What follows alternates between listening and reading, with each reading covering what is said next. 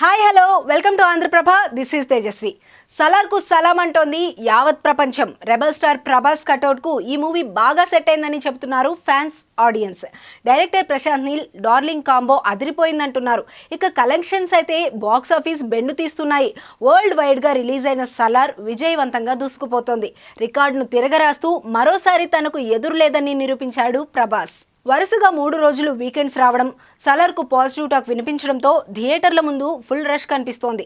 Advance bookings అయితే hot కేకుల్లా అమ్ముడైపోయాయి. చిన్న పెద్ద తేడా లేకుండా ఫ్యామిలీతో కలిసి మూవీ చూసేందుకు ఇంట్రెస్ట్ చూపిస్తున్నారు.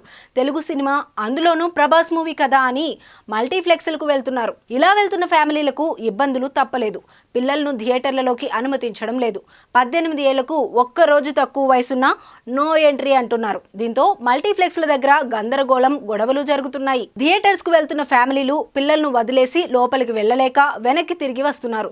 ఆదివారం రోజు మాత్రమే కాదు, సోమవారం ఇలాంటి సిచ్యువేషన్ చాలా థియేటర్ల దగ్గర జరుగుతుంది. 4 రోజులు సెలవులు రావడం ప్రభాస్ కు బాగా కలిసొచ్చింది. వేలాది కుటుంబాలు సలార్ మూవీ టికెట్లు బుక్ చేసుకుని తీరా థియేటర్ల దగ్గరకు వెళ్లి నిరుత్సాహంగా వెనక్కి వెళ్లిపోతున్నారు. మల్టీప్లెక్స్ బుకింగ్ సెంటర్లు టికెట్ బుక్ చేసుకున్న వారికి ఫోన్లు చేస్తున్నారు. సినిమా చూసేందుకు పిల్లలతో వస్తే అనుమతించేది లేదని ఫోన్లలోనూ చెబుతున్నారు. దీంతో టికెట్ బుక్ అయ్యి ఏం చేయాలో తెలియక తికమక పడుతున్నారు.